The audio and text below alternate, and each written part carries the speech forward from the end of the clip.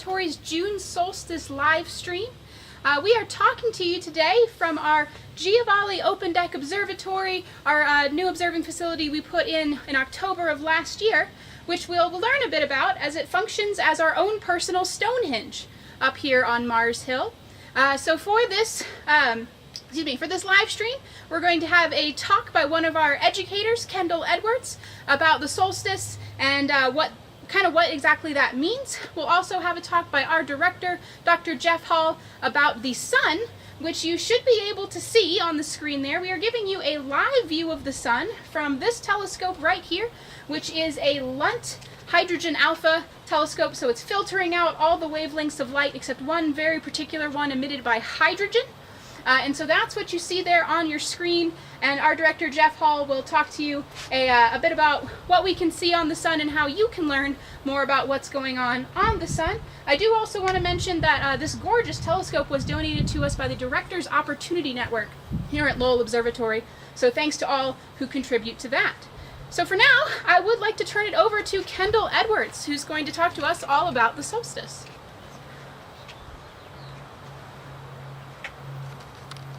Hi there, everybody. Thanks for joining us today. And as Sarah mentioned, we are here at the Giovale Open Deck Observatory, fondly known as the GODO, to celebrate the June solstice today. And for us in the Northern Hemisphere, June solstice obviously means first day of summer. We are feeling it. It is very sunny out today. It is a gorgeous day up in Flagstaff. And of course, we here at Lowell, we like to use our telescopes to look out into the furthest reaches of the universe. But as Earthlings, we have to admit that the most important astronomical object for us is our star, the sun. And it makes life pretty interesting here on Earth. It makes life livable. And for thousands of years, people have noticed, they have marked the patterns of the sun, the paths that it takes across the sky at varying times of year. And what they have seen has led to great discoveries. And we here at Lowell have these plinths set up to kind of mimic a Stonehenge effect where we can see how the path of the sun changes throughout the year. Now, the plinth that I am standing by right now is where the sun will set precisely on the summer solstice, and that's today, June 20th, actually around 2:44, so we will celebrate it live for you when that happens. And that just means that the sun has hit its northernmost point for the year. So tonight, the sun will set right directly through this hole. And if you look kind of further south here, you'll see that it's about 23.5 degrees north of true west. Now over here, we mark west, where the sun will set on the equinox. The equinoxes, both fall and spring, are the time of year when we experience roughly equal times of daylight and dark. And then, as we move further and further towards December solstice, which would be our winter here in the Northern Hemisphere, or summer for our friends down south, the sun takes the path all the way down here, and you can see how far we're moving here. This is a really big area that we're covering. Now I will be all the way about 23.5 degrees south of west, and this shows where the sun will set on the winter solstice at its at its southernmost point, I should say. And so I'm going to make my way back here up north because we are talking about the summer solstice today, about June. Now, you may be wondering what that means. Why does this happen, and why is the sun moving so much? Well, the answer is actually, I'm going to use a prop because I love props. I was a teacher. So we are going to talk about the reason for this varying path of the sun is because the Earth actually sits at a tilt of about 23.5 degrees to vertical. So we are not atop spinning vertically here like this. Instead, we're tilted at about 23.5 degrees, and you can thank gravity for the fact that you don't feel it. I'm firmly rooted down to the ground here, but we are indeed tilted like this. And as we make our way around the sun, you can see that at half of the year, the Northern Hemisphere, this part where we are here up in Flagstaff, will be getting the most direct solar radiation. It is tilted directly towards the sun. Then, as we go around, voila, there's another half of the year where the Southern Hemisphere gets the joy of being tilted directly at the sun, and that is when they celebrate their summer. And that is why we have opposite seasons, north and south. Now, the reason that this creates the seasons is because we are getting so much more direct solar radiation when we are pointed towards the sun. You can see that those sun's rays will hit us very directly, and the solar radiation that I'm talking about is just the energy from the sun that allows our Earth to heat up. And so we get those rays much more directly in the summer months, whereas in the winter months down in the Southern Hemisphere, you can see that those rays will hit at an angle, and that causes the energy to be diffused over a larger surface area. So they're getting a lot less of that energy per square unit of area, and that means that they are receiving a lot cooler temperatures down there. Now, so you might ask, what would happen if we weren't tilted like that? And that's kind of an interesting thought experiment, I think. If we were just rotating kind of straight up and down, the sun would be hitting every part of the Earth kind of the same way all the way around our year around the sun.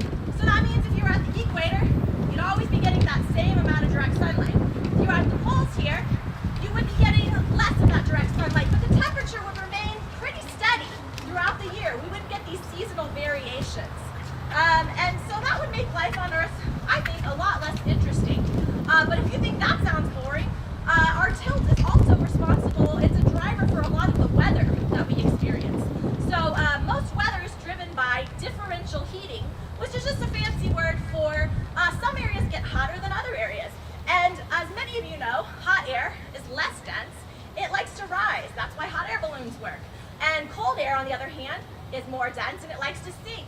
And that sets up these vast circulation patterns here on Earth that are responsible for the majority of the weather patterns that we know, and like our jet streams and things like that. So you can thank this tilt of the Earth at 23.5 degrees for a lot of the phenomena that we experience and these kind of seasonalities that we're able to explore and celebrate throughout the year.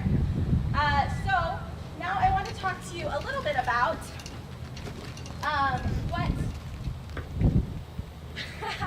we're going to talk about how different cultures celebrate the summer solstice, or the June solstice, as we can call it to be more correct, because it is a winter solstice in the Southern Hemisphere and a summer solstice up here in the Northern Hemisphere. So we mentioned Stonehenge earlier in the broadcast, and Stonehenge was constructed starting roughly 5,000 years ago in England. And although there's a lot of mystery surrounding the site and its original purposes, there's one thing that we know for sure, and that is if you stand in the circle of stones facing towards the northeast, you are going to see on the sunset nearest the summer solstice, the June solstice, you are going to see the sun rise directly above a stone that's called the heel stone, and it is a beautiful sight.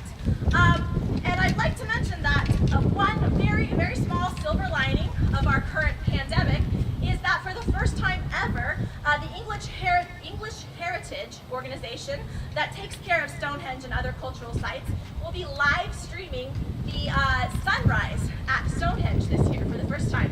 So you can actually watch that live. It's at 3:55 UTC on June 21st, which for us in Flagstaff translates as about 8:55 tonight. So if you wanted to tune in on English Heritage's social media, it would be a cool opportunity to celebrate the solstice kind of with people all around the world, just like we're doing right now. They are not the only ones, though, who have figured out the importance of the sun cycles. Of course, in the Northern Hemisphere, we celebrate the June solstice as the first day of summer. If you asked a meteorologist, they would probably tell you that summer was June, July, and August. If you asked a kid, they'd probably tell you summer starts when school's out.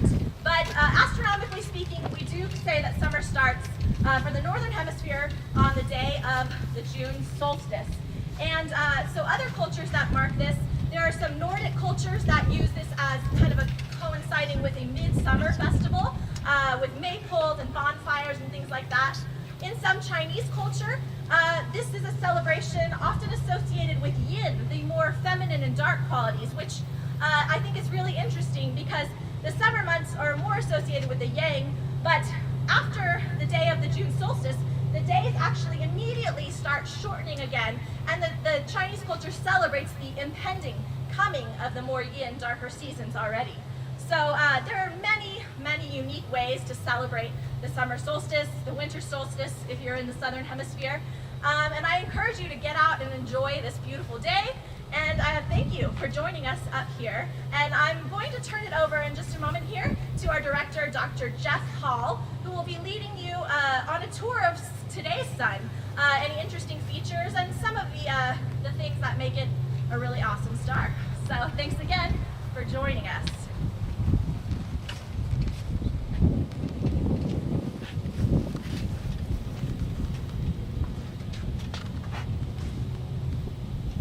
Okay, well, hi everybody. Thanks for joining us here this afternoon at Lowell Observatory on Mars Hill in Flagstaff, and for joining our June solstice live stream.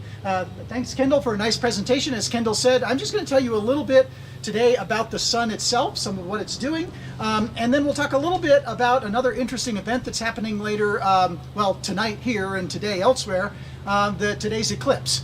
So what you'll see on the screen, we have an image of the sun that's being projected through this Lunt Systems telescope, which is equipped with a hydrogen alpha filter, which is blocking out all the wavelengths of light except a very specific wavelength emitted by the excited hydrogen atom. And since the sun is mostly made of hydrogen, what this lets us do is block out the dazzling white light and just leave behind some of the light that indicates some of what's going on in the sun. And the first thing that Sarah and Kendall wanted me to talk about today is what's happening on today's sun. It's a really easy job, and the answer is nothing, basically, because we are right down now at solar activity minimum, the minimum of the solar activity cycle. There are no sunspots visible at all. In fact, today the sunspot number is 0, and it has been 0 for the past 5 days. And in fact, the average monthly sunspot number has been below about 10 for the past 2 years, where we're beyond a very quiet phase of our sun's activity after a fairly weak cycle. If you look carefully at about 7 o'clock to 7:30 on the solar limb, that's the edge of the sun, we call that the limb, you'll see a small set of prominences. That's a set of very high temperature plasma suspended in magnetic fields in the sun's atmosphere, emitting in the light of the hydrogen atom. There's hydrogen in that plasma, so you can see it in the prominence structures. That magnetism is a manifestation of the solar activity cycle, and that could be the topic for a very long talk. Yep, I'm getting a cue from off screen. I'm not quite sure. Great. 1 minute. So, all right, the cue was that we are coming right up actually on the moment of the the summer solstice, the June solstice here in Flagstaff. You don't really tell too much of a difference from 5 minutes ago to 5 minutes from now, but this is literally the moment when the sun, when we pass into Northern Hemisphere summer, and the Southern Hemisphere begins to start winter. So going back to prominences, if you want to learn more about the solar activity cycle and stars, we've got a few resources for you on our YouTube channel. You can go back to our Meet an Astronomer live stream from just this past Tuesday, and I gave a talk on the solar and stellar activity cycles research that we've been doing here at Lowell for as long as I've been here, which is since the late Pliocene. I came here back in 1992, and we've been studying solar and stellar cycles ever since then. Next Tuesday on Meet an Astronomer, you can hear our astronomer, Dr. Phil Massey, talking in general about how stars work and what makes stars shine and how they evolve over the millions to billions of years of their lifetimes. So that's kind of what's going on in the sun right now. Really not a lot. It's just a very quiet sun, but certainly warming things up here in Flagstaff today. It's a pretty hot day by our standards up here at 7,200 feet. Now, the last thing I'll cover is a really interesting event that's happening today. It just so happens that this year's summer solstice also coincides with a solar eclipse. And so this is a type of eclipse we call an annular eclipse. It begins, the first little bit of the partial eclipse begins just about 6 hours from now. And what we call the full annular part of the eclipse, which often you'll see it in the media, it's called the Ring of Fire, begins, if you are in the United States, like in Arizona, it begins a little bit before 10, about 9:47 p.m. Now, this is not visible from either of the Americas. The eclipse begins in Africa, in the Democratic Republic of Congo, and moves up across the Arabian Peninsula, across Pakistan, and then finally across China and out into the Pacific Ocean before it ends. The maximum eclipse is just before midnight here in the United States, or at least Arizona time. So that is roughly 9 hours from now. Now, an annular eclipse happens because the moon right now is a little bit too far away in its orbit to completely cover the disk of the sun. The moon's orbit is not a circle, it's an ellipse, and so if the moon is relatively closer in its orbit, it will entirely cover the disk of the sun and we get a total eclipse. And maybe some of you watching the live stream today joined us for our wonderful eclipse event 3 years ago up in Madras, Oregon, for the great eclipse that went all the way across North America. It was really a spectacular sight. Annular eclipses are interesting, but actually they are much less dramatic than solar eclipses. This one later today is a pretty good one. At maximum eclipse, the sun will be more than 99% obscured, so there'll just be this thin ring of sunlight left with the dark disk of the moon blocking it out. I'm sure there'll be plenty of live web streams of it. But in person, that last 0.5% to 1% makes all the difference between the incredible drama of the total solar eclipse and really not quite so impressive. 99% just doesn't cut it. We actually had an annular eclipse here in Arizona back in 2012, and we went out to one of the national monuments not far away and had a presentation for them, and there was a big eclipse party, and I remember the full phase of that annular eclipse, and it was pretty impressive through a telescope or through properly outfitted binoculars, but it really didn't get very dark. The light got a little bit dusky, it got a little bit cooler. People over in the track of this eclipse will certainly notice that at maximum eclipse. It'll look pretty dusky. It'll be noticeably different. The temperature will probably drop, particularly in arid regions. But that last 0.5% really makes all the difference. If you haven't seen a total solar eclipse, definitely put it on your bucket list to see one. There will be another one in just 4 years. In April 2024, Lowell is planning to do some kind of event for that, because more or less the instant the 2017 eclipse ended, we had people coming up to us saying, all right, where are you going in 2024? And it was like, oh, wait, all right, let's recover from doing this, and then we'll do the next one. So hope you can join us for that. Well, anyway, that's kind of what's up with the sun today. A really interesting day to have both a solstice and an eclipse going on. So I hope you've enjoyed our little presentation here. Welcome to summer. Have a great summer. Stay safe and stay healthy. And I'm going to pass it back over to Sarah to wrap up for us. Yeah, just kind of want to reiterate what Jeff said. Thank you guys for joining us for our June solstice celebration. Check out any and all of our live streams. So many of them focus on the sun, on stars, and you can learn a whole bunch from our own astronomers about what's going on your closest star. So everybody, have a wonderful day.